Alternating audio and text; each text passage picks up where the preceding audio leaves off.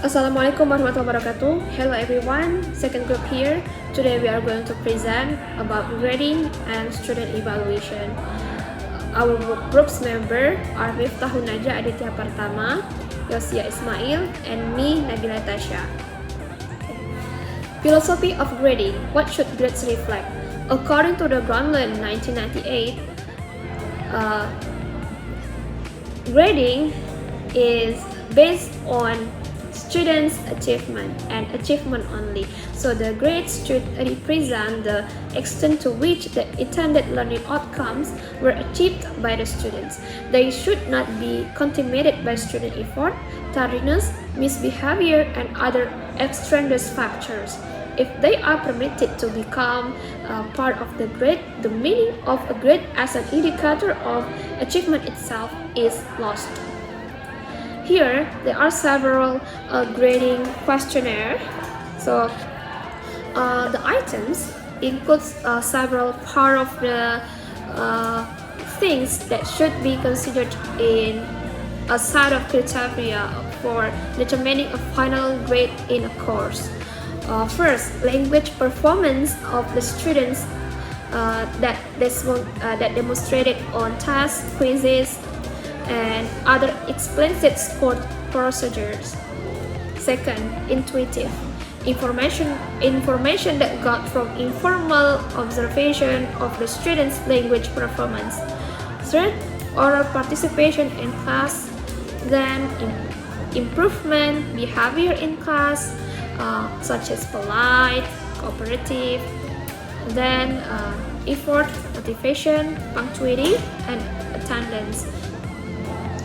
Now, the guidelines for selecting grading criteria, such as it is important for all components of the grading to be consistent with an institution philosophy and or regulations.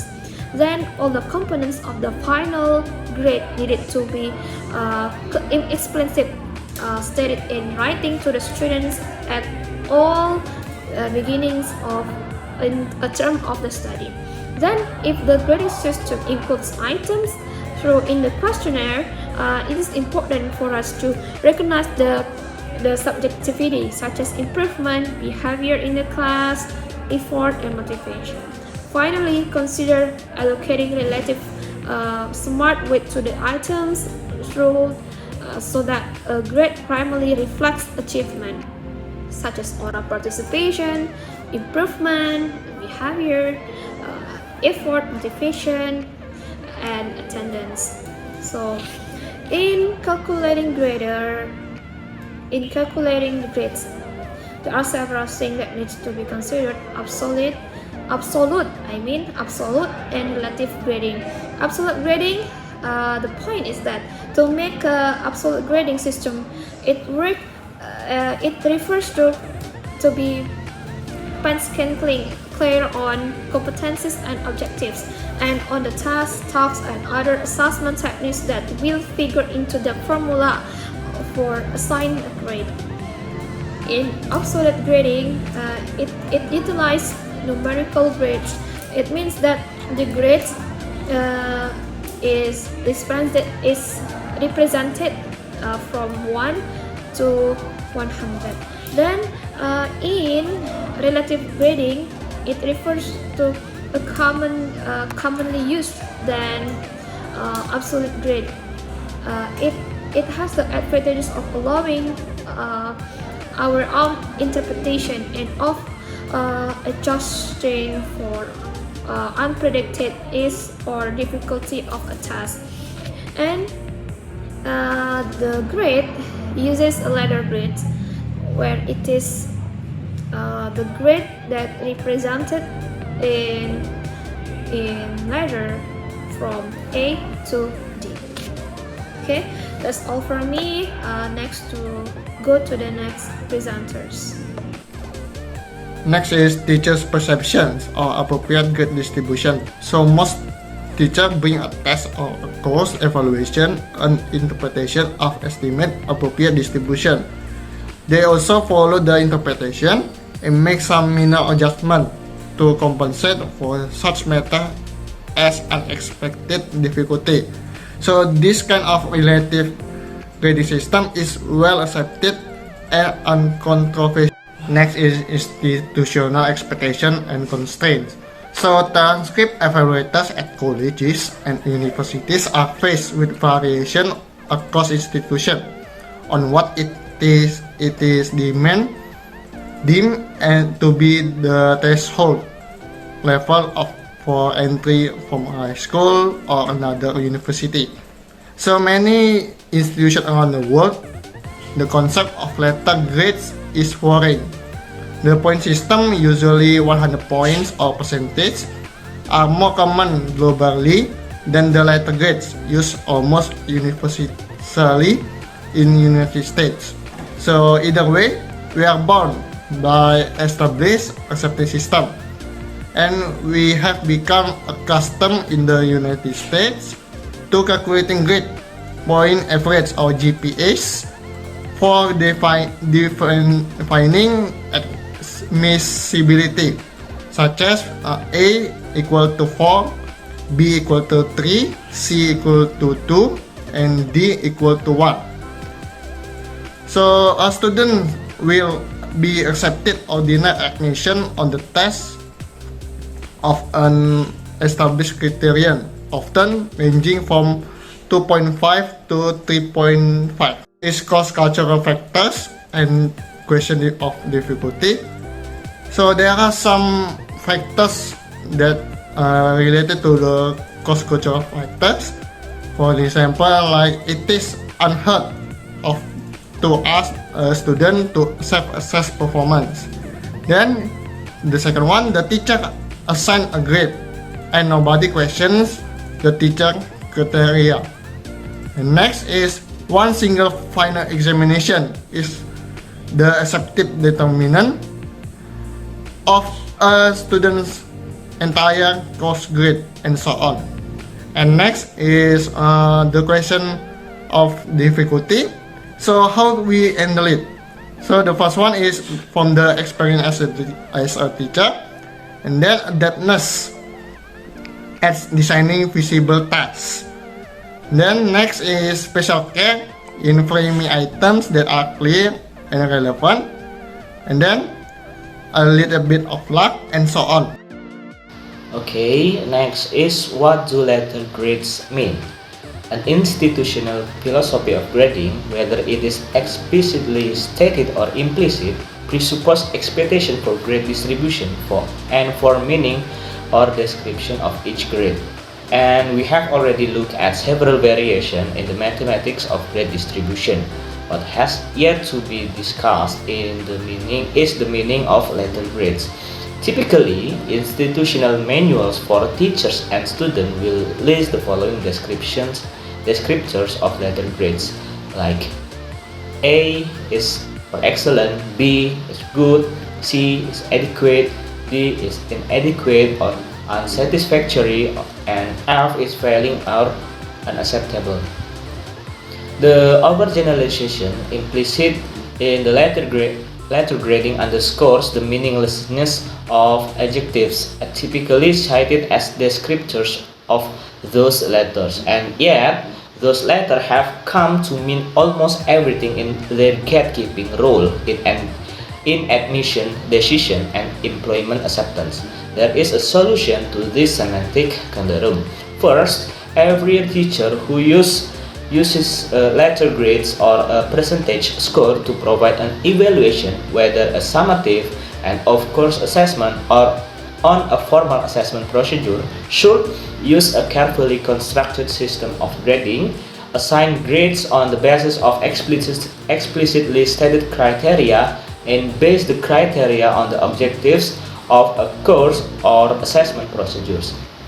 Second, every educator must work to persuade the gatekeepers of the world that letter or numerical evaluation are simply one side of a complex representation of a student's ability. Alternatives to letter grading are essential consideration. Next is alternative to letter grading.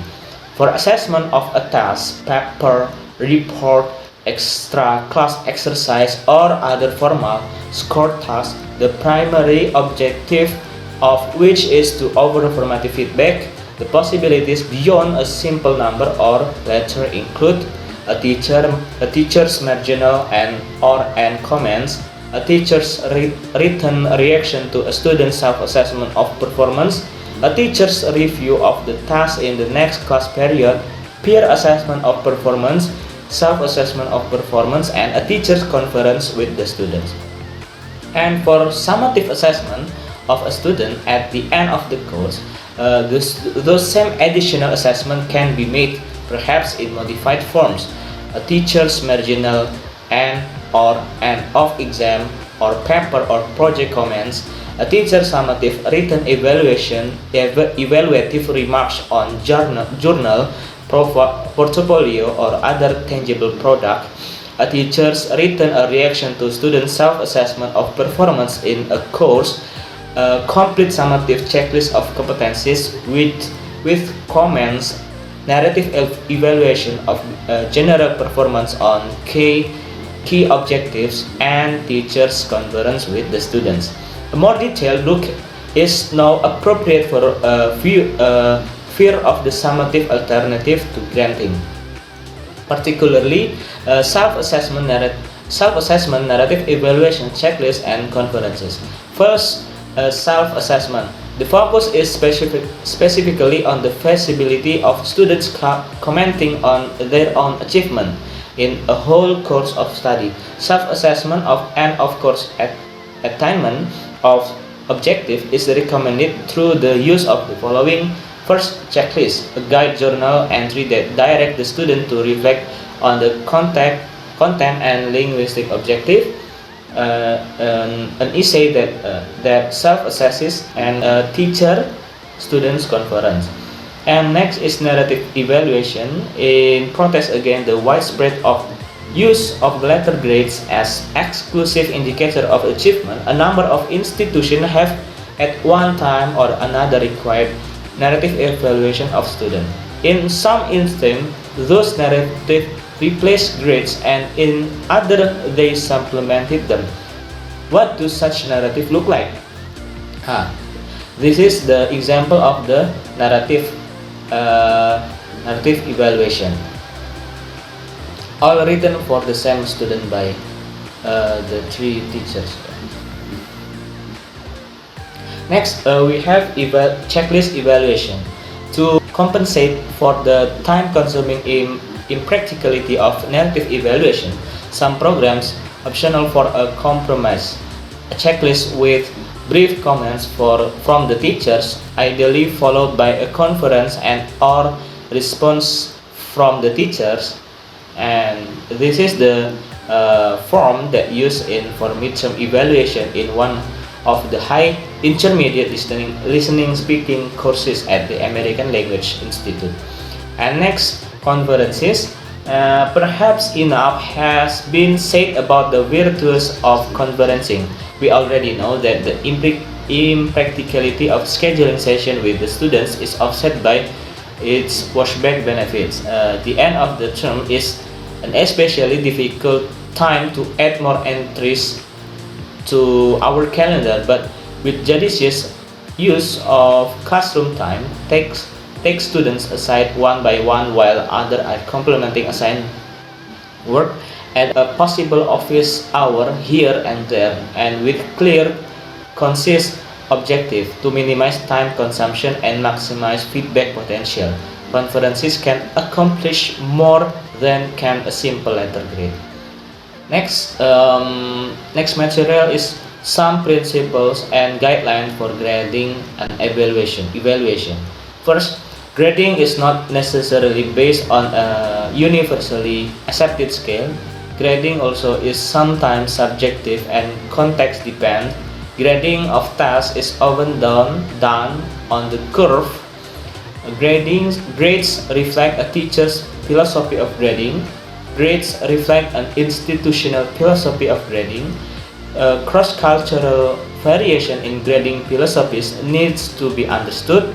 Grades often confirm by design to a teacher's expected distribution of students across a continuum, tests do not always yield an unexpected level of difficulty. Letter grades may not mean the same thing to all people, and alternatives to letter grades or numerical score are highly desirable as additional indicators of achievement. Okay, maybe that's all from our group, and see you in the next video. Thank you.